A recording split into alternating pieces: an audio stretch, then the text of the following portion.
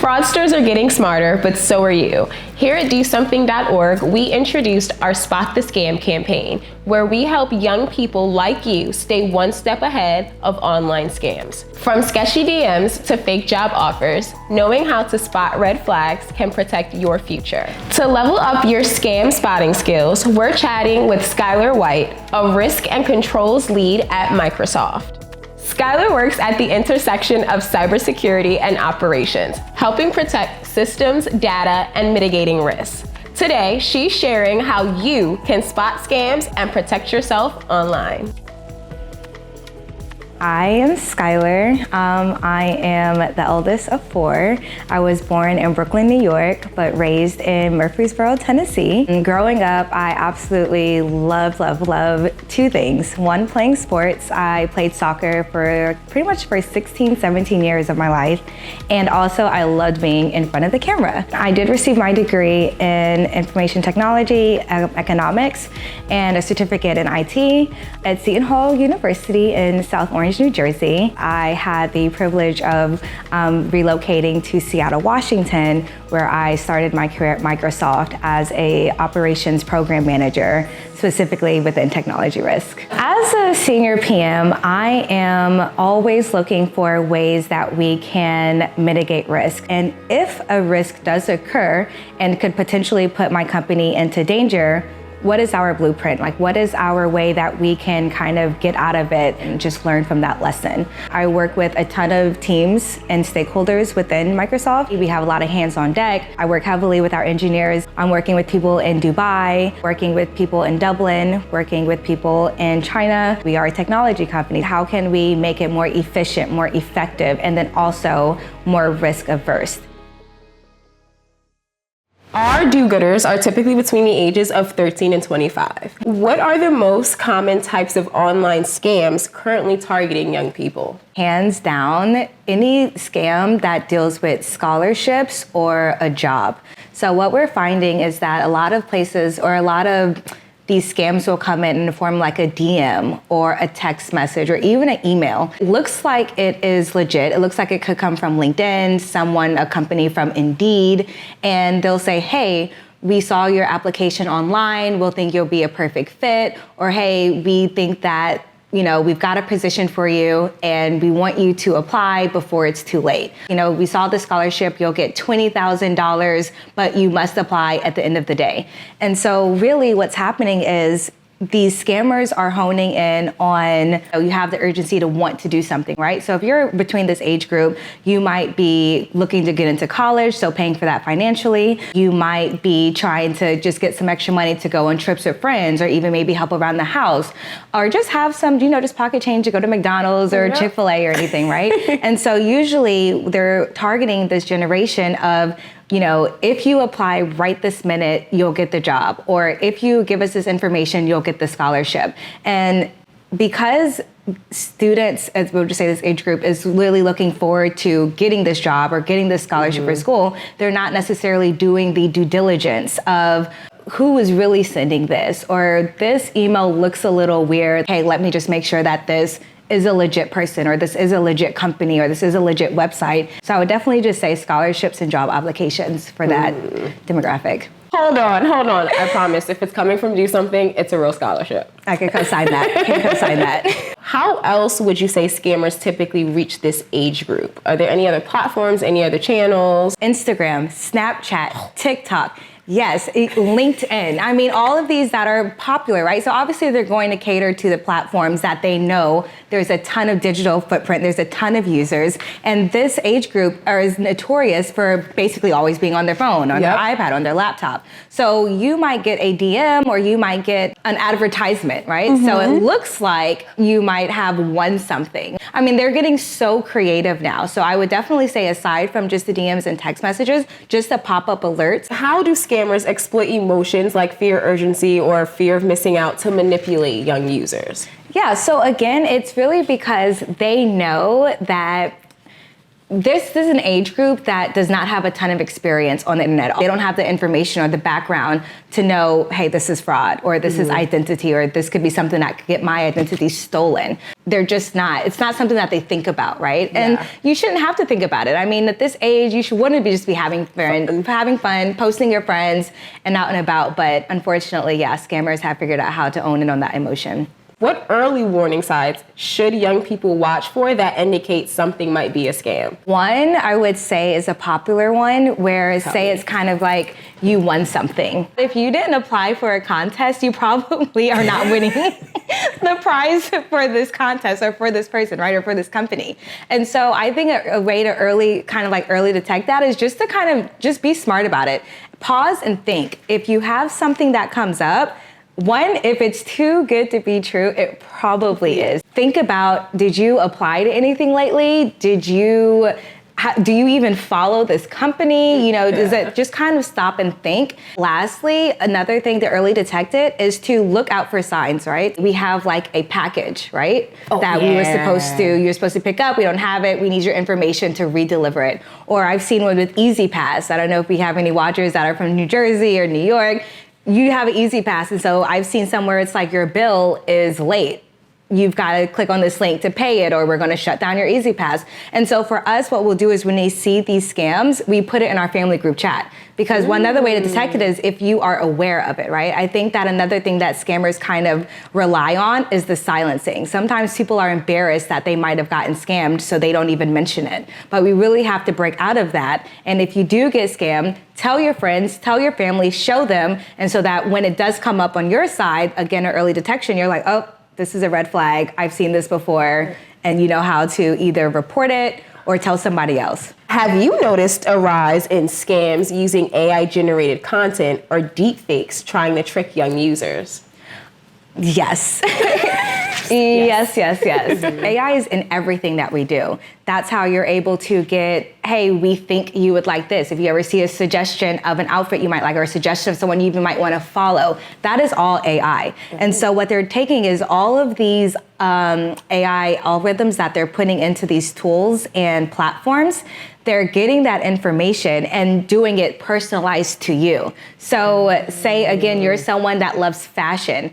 You could get a free bag, you could get a cute shirt, or hey, we want to send you this for free promo for us. Like, what's your address or what's your bank account so we could wire you money. You've won a giveaway. If you're someone that's really into sports, we've got a free ticket for you. All-Star is coming up. How they're doing is it's catered to you. Because unfortunately, when we download these apps, we're giving them the right to do whatever they want with this information. And it's in that very small print that we scroll up. I agree. I'm literally guilty of it as well. I remember, I don't want to say back in the day because it's not really back in the day, but it was where the older generations were the one that was essentially the target market for scammers. Yes. Why are teens and young adults particularly vulnerable to certain types of scams now instead of it being that older generation? Still for sure is the older generation because they get them on things like your cable is going to get cut off, your light bill is going to get cut off, your water bill is going to cut off. These scammers are so smart. They're going to create whatever they need to create for their target audience. And again, it's a younger generation right now because you've got such a large population that are always on their phones, always on these social media apps, always in the digital world. So that's why it's an easy target. It's millions on millions and millions as opposed to kind of like a smaller demographic. What tools or online features are there to actually help detect and prevent scams, if there are any? The ones that I would deem as most useful are the tools to help with your password. I know that we have that one password that we created when we were like 12, but it's super imperative for safety on the internet. When you're creating a password, there's a few things that I want to touch upon. One, you want to make sure that your password is not something that's like dog lover 123, or Taylor Swift 2020 exclamation point. I'm gonna tell you why that's not good, right? With social media, we love these fun little things that are like this or that, like dog or cat. So with these games, you're talking about where your hometown is, your favorite artist, your favorite song, the name of your dog. And so what's happening is these scammers are keeping track, you don't have someone that's like constantly looking at your profile, but they're creating using AI to create algorithms to pull these data, like to fish the data from what they need. She has a dog named Bubba. She was born in 1993. She grew up in Dallas, Texas. She loves Taylor Swift. Please just be mindful of the answers that you're putting up on the internet, because again, we are in a space where they have the technology and the AI to pull things and put passwords together. You've got these bots that are running in the background. Algorithms help the bots, and then the bots go in and they basically put everything together and serve it on like a silver platter. All that to say is, back to your original question, when I think about like there's these websites, I've been pawned, that allows you to put your email address, your phone number into it, and it will pull up where you're at risk, or where you've been liable, where there's been a data leak. Pause. Look at it, and just create a different password, right? Even if you've used the BBB, which is, I believe, like the Better Business Bureau, it'll tell you which ones are actually real companies. So if you get one that's from like FedEx with 4 X's instead of 2, you can put it in there and you realize that's not the real FedEx contacting you, so that's not a package that they need to deliver. What tips would you give to young people for verifying if a message, profile, or link is even safe? Yes. Okay. So again, there are websites that you can copy the URL, put it in, and it will tell you this is a scam, or this is not a real website. This is not. And even if you don't remember the websites on top of your head, you can use ChatGPT. You literally can. I think that I'm trying to it's okay to use these AI platforms because as they are extremely helpful. What role can peer-led education or youth influencers play in scam prevention? Scammers love silence. They love that we don't speak up, because unfortunately, a lot of people are ashamed that, dang, someone just took $500 from me. Like, that is okay. That is a fair emotion to feel, and it's validated. So it's happening everywhere for all really age groups, right? So I think that 1, people just are not saying anything. I think that 2, they might be ashamed. But then also 3, I think that they don't really understand the depth of it, right? However, I would encourage, if you are influencer, who's the camera? If you are influencer, it's okay to be, say, hey, I am going to speak up about this. It has happened to me. It has happened to a family member, a friend that I know, and just bring awareness about it, because the more people are aware, the smarter we are going to get, and the harder we are going to make it for the scammers. Have you ever experienced any success stories where a scam was shut down thanks to a user report or detection system? Ooh, that is a great question. There are true success stories out there, realistically speaking, and they happen though, and people report it. I think a lot of times when it happens to us, either we don't say anything, or we might just delete the text message, or we might delete the DM, or we even just kind of keep it in there. I think it's super, super, super important for us to report it. I know for a fact that Meta, Microsoft, I know that Google, all of their products, they have platforms, Apple, where you can report any sort of spam that's happening, or scam that's happening, anything, phishing that's happening on their platform, and they will do something about it.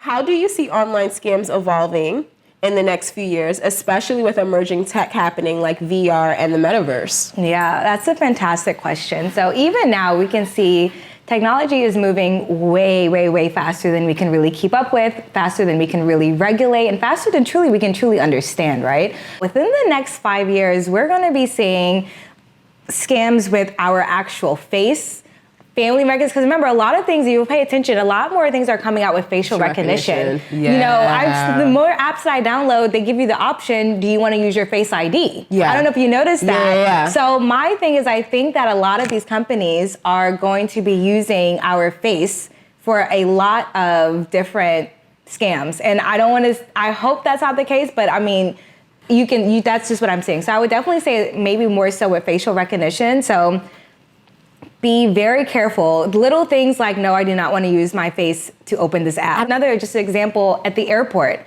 Now they've done this thing where you can go, and to make it faster, they just say, can you look right here? And you don't think anything of it. It's almost kind of like it's conditioning you to make it normal to use your face for everything. And so places that you do not need to do that, I cannot repeat enough, do not. You just put in the password, do the thumbprint. The VR, I love that you brought that up. We're seeing a lot more things where you are in virtual realities, whether it's games. I saw something the other day where it looks like you're at a game, but it's just screens that you're watching, but you're so up close, it looks like you're courtside, but it's all VR. It's amazing. I mean, I think it's an insane concept, but anything that's used for good, you have to always think, how is it going to also be used for the bad, right? Is there any other recommendations or anything you can think of that will also allow young people to stay safe in the future online world? Yeah, honestly, the biggest thing is know that what you put on the internet it's free grab. It's free reign. I mean, it's data. It's data. A picture is data. Okay? A caption is data.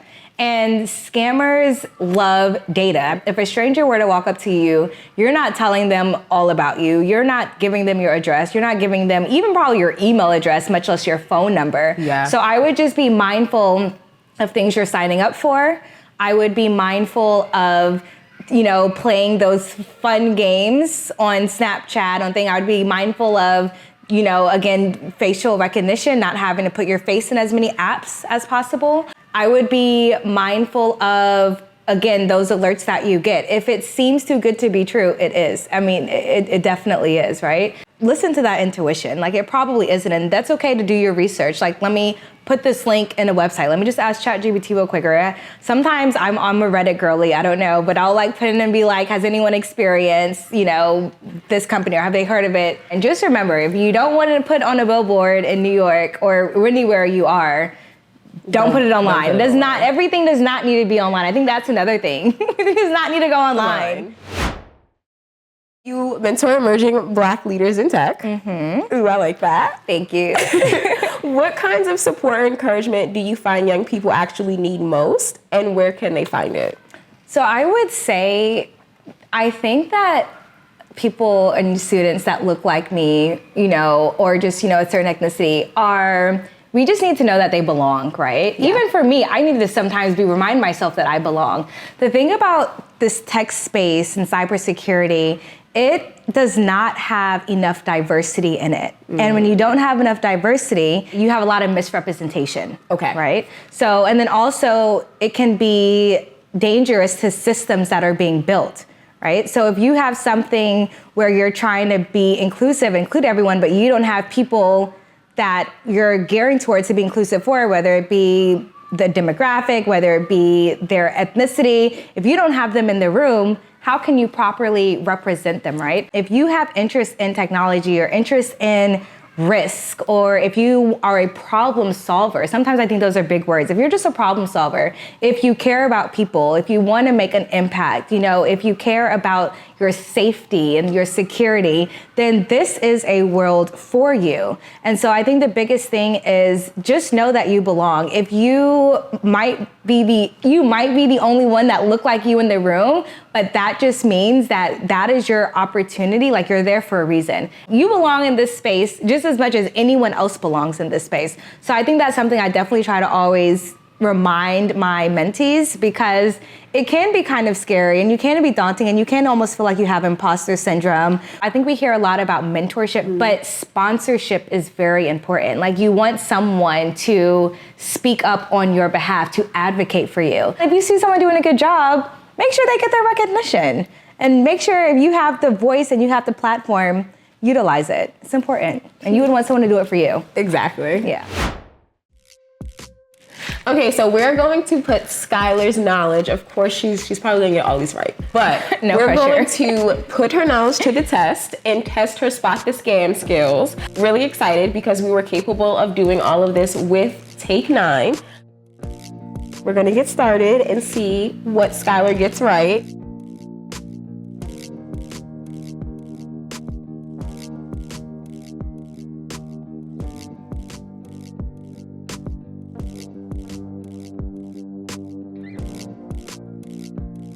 Do not offer send anything to anyone, deposit, no, no, no. Especially if you haven't spoken to someone, you haven't seen it, no. At minimum, request the tour.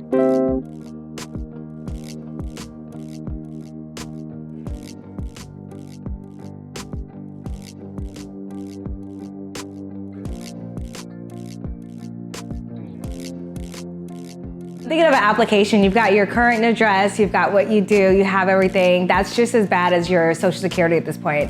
I'm gonna have to report it.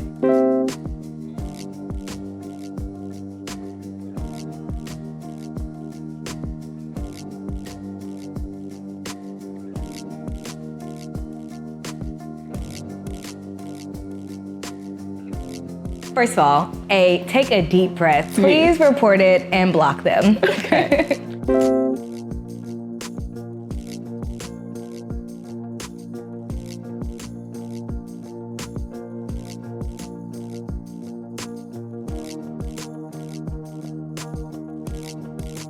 I would only give my ID. And then if they say we need more information, then just see what the information is for. But you could for sure just start with just the ID.